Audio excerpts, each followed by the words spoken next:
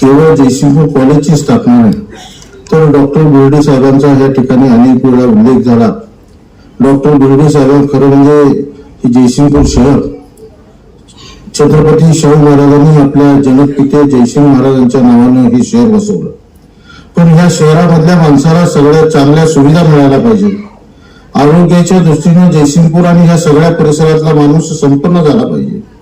शिक्षणाच्या दृष्टीने ह्या सगळ्या परिसरातला माणूस हा त्याला चांगल्या पद्धतीचं दर्जेदार शिक्षण मिळालं पाहिजे. ही भूमिका ठेवून डॉक्टर बिर्डेंनी त्या काळामध्ये ह्या अमेरिकन एज्युकेशन सोसायटीच्या माध्यमातून प्रेरणेने त्या ठिकाणी जयसिंगपूर कॉलेज असेल, केवळ जयसिंगपूर कॉलेज नाही तर त्या काळामध्ये मुलींना सुद्धा चांगल्या पद्धतीचं शिक्षण मिळालं पाहिजे म्हणून खास करून मुलींच्यासाठी म्हणून सुद्धा रयत शिक्षण संस्थेच्या माध्यमातून गर्ल्स हायस्कूलची त्या काळामध्ये स्थापना केली. आज मगाशी सन्माननीय अशोकरावजी माने साहेबांनी या ठिकाणी शशिकला क्षयरोगाचा या ठिकाणी दवाखान्याचा उल्लेख केला.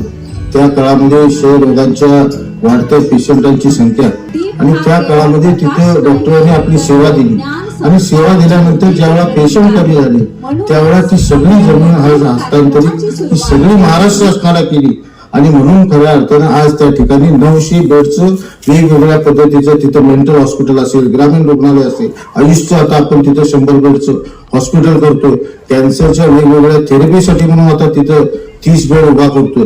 हे सगळं जर त्या काळामध्ये जर डॉक्टरांनी तिथं जर जागा ठेवली नसती तर आज हे आपल्या ह्या सगळ्या परिसरातल्या आरोग्याच्या सेवेसाठी म्हणून हे झालं नसतं. ही खऱ्या अर्थानं ही वस्तुस्थिती आणि म्हणून डॉक्टर बिर्डेंचं स्मरण या सगळ्या परिसरातल्या लोकांनी आज जरी ते जाऊन आपल्यातनं 35-40 वर्ष जरी होत आली तरी सुद्धा स्मरण ठेवणं ही तेवढंच ही क्रमप्राप्त आहे. कारण आज त्यांच्यामुळेच आपण हे सगळे दिवस बघतो.